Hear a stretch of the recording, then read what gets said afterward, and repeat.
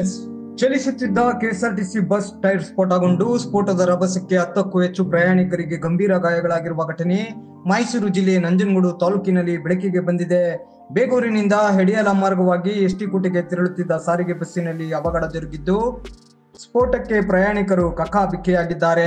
ಸೋಮವಾರ ಬೆಳಿಗ್ಗೆ ಪ್ರಯಾಣಿಕರನ್ನ ಹೊತ್ತು ಬರುತ್ತಿದ್ದ ವೇಳೆ ದಿಢೀರಂತ ಟೈರ್ ಸ್ಫೋಟಗೊಂಡಿದೆ. ಬ್ಲಾಸ್ಟ್ ರಭಸಕ್ಕೆ ಬಸ್ಸಿನ ಒಳಭಾಗದಲ್ಲಿ ಕುಳಿತಿದ್ದ ಬಂಕಳ್ಳಿ ಗ್ರಾಮದ ಶಾಹಿದಾ ಬಾನು 35 ವರ್ಷದ ಮಹಿಳೆ ಸೇರಿ 10ಕ್ಕೂ ಹೆಚ್ಚು ಜನ ಗಂಭೀರ ಗಾಯಗೊಂಡು ಕೂದಲೆಳೆ ಅಂತರದಲ್ಲಿ ಜೀವ ಬದುಕಿಸಿಕೊಂಡಿದ್ದಾರೆ. ಗಾಯಾಳುಗಳನ್ನ ಸರಗೂರು ಸರ್ಕಾರಿ ಆಸ್ಪತ್ರೆ ಮತ್ತು ಖಾಸಗಿ ಆಸ್ಪತ್ರೆಗಳಿಗೆ ದಾಖಲಿಸಲಾಗಿದೆ.